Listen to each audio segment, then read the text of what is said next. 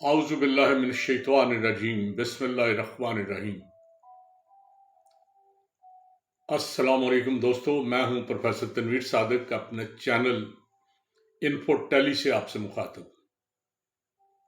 آج میں فرانس کے ایک بہت بڑے مفکر، ایک لکھاڑی، ایک آزادی پسند اور بہت بڑے فلاسفر والٹیئر کے بارے میں بات کرنا چاہتا ہوں۔ والٹیئر، جس کا اصلی نام جو تھا وہ فرانکوائس میری تھا، 1694 میں پیدا ہوا۔ 18ویں صدی فرانسیسی ادب میں روشن خیالی کا عہد کہا جاتا ہے۔ اس کی خصوصیت یہ ہے کہ اس زمانے میں بڑے بڑے فلسفیوں نے نئے نئے خیالات کا اظہار کیا اور انقلاب فرانس کے لیے راہ ہموار کی۔ ان تین بڑے، بہت سے فلسفی تھے لیکن ان میں تین بڑے مشہور فلسفی ہیں۔ اور ایک تو روسو، میں اسے نمبر 1 کہتا ہوں، لیکن عام طور پر لوگ کہتے ہیں نہیں روسو نہیں، والٹیئر نمبر 1 ہے، اپنا اپنا خیال ہے۔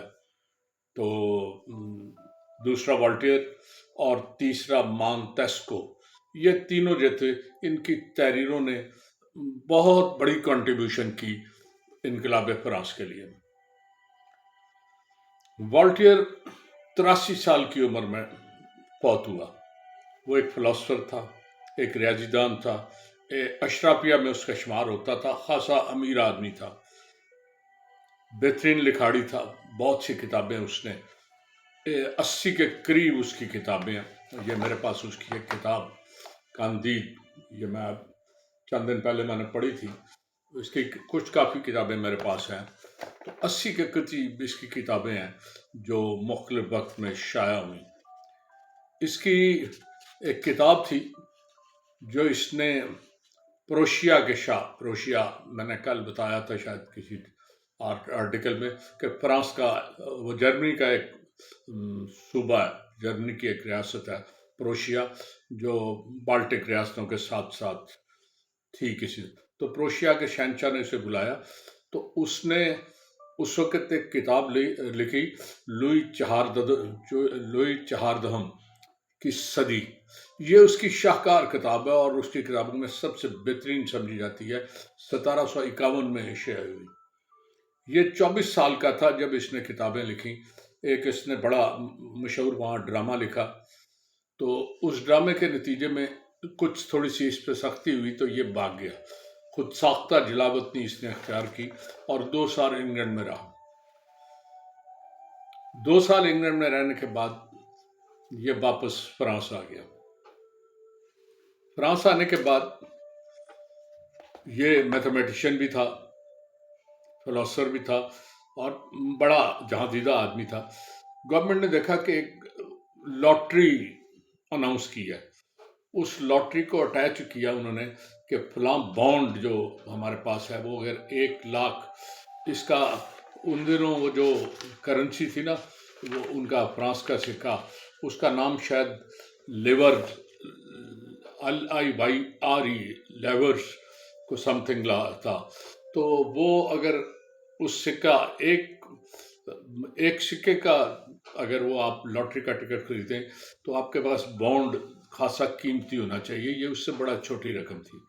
تو لاٹری کی رقم اس نے اندازہ لگایا، ٹوٹل کیا، تو وہ بہت لمبی چوڑی تھی، اور جو ٹکٹیں فروخت کرنی تھی وہ اس سے بڑی تھوڑی تھی۔ یہ بڑا تیز آدمی تھا، اس نے فوراً اپنے دوستوں کا ایک کنسورشیم بنایا، انہیں اکٹھا کیا، انہیں کہا بات یہ ہے کہ ہم ساری ٹکٹیں خرید لیتے ہیں۔ چنانچہ اس نے ساری ٹکٹیں خرید لی۔ جب ساری ٹکٹیں خریدی تو انعام بھی سارے اسی کے نکل آئے۔ وہ بہت بڑی رقم تھی، جتنی انویسٹمنٹ تھی اس سے بہت بڑی رقم تھی، جو حکومت کے جو ذمہ دار تھے انہیں اندازہ نہیں تھا کہ کوئی بندہ ایسا بھی ٹکر جائے گا۔ نتیجہ یہ ہوا کہ بہت سے انعام ملے اور یہ ایک بہت بڑا آدمی بن گیا، بہت زیادہ رقم اس کے پاس آ گئی، اس کا شمار اشرافیہ میں ہونے لگا۔ اس کے بعد اس نے جو گورنمنٹ کے، جو آرمی کے ٹھیکے تھے وہ لینے شروع کیے۔ 20 سال اس نے وہ کام کیا اور بڑے پیسے کمائے، بہت پیسے اس نے کمائے۔ تو کتابیں بھی ساتھ ساتھ لکھتا رہا۔ یہ بہت بڑا نکات تھا چرچ کا، یہ کہتا تھا کہ چرچ اور حکومت اکٹھے نہیں ہونے چاہیے، بولنے کی انسان کو آزادی ہونی چاہیے، چنانچہ اس نے بڑا اس پہ کام کیا اس پہ، لیکن شروع میں تو اس پہ قید و بند کی صعوبتیں تھیں یا اسے گورنمنٹ اس کے خلاف، لیکن جب اتنے پیسے آ گئے تو یہ اشرافیہ میں شمار ہونا شروع ہو گیا، پھر اسے کوئی پوچھنے والا نہیں تھا، اسے کچھ کہنے والا کوئی نہیں تھا۔ چنانچہ اس کی جو کتاب ابھی میں نے آپ کو کاندید دکھائی ہے، یہ افسانوں کی کتاب ہے، چھوٹی سی کتاب ہے، ایک محدود دائرے میں مکمل طنز ہے اس وقت کی حکومتوں پر، اس عہد پر اور انسانی سماج پر جو اتنی گھٹن میں رہ رہا تھا۔ تو یہ اب ایک بڑا آدمی تھا۔ 1730 میں پیرس میں جب یہ موجود تھا تو لاٹری جیتنے کے بعد اس کا شمار عمرہ میں ہوتا تھا۔ اگر یہ لاٹری نہ جیتا تو شاید یہ ایک مفلوک الحال رائٹر ہی رہتا، جیسے روسو تھا یا دوسرے تھے کہ جن کے پاس پیسے نہیں۔ کہتے ہیں مفلسی اور مخلصی دو چیزیں بڑی ساتھ ساتھ چلتی ہیں۔ لاٹری کی وجہ سے اس کی مفلسی جو ہے نا وہ تیزی سے عمارت میں بدل گئی۔ اگر یہ لاٹری نہ نکلتی تو شاید جو والٹیئر آج آپ کو نظر آ رہا ہے نا وہ والٹیئر نہ ہوتا، کہیں تاریخ میں گم ہو چکا ہوتا۔ یہ آج جب پیسے آ گئے تو یہ ہر مشکل سے نبٹنے کا فن جان گیا تھا نا، اسے کسی چیز کی پرواہ نہیں تھی۔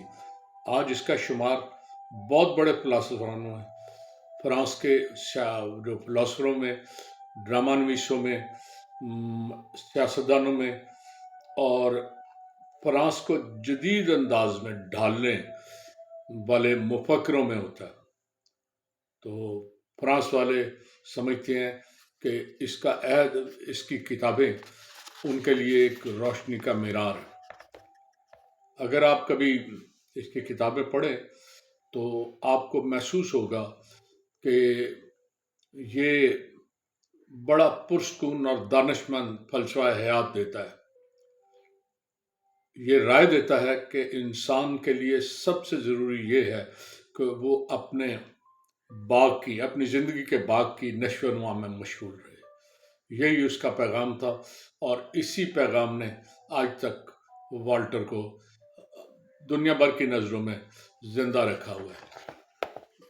والٹر ایک بڑا فلسفی تھا، انقلاب فرانس کا بانیوں میں اس کا شمار ہوتا ہے، تو ساری دنیا اسے اس بات پہ خراج تحسین پیش کرتی ہے۔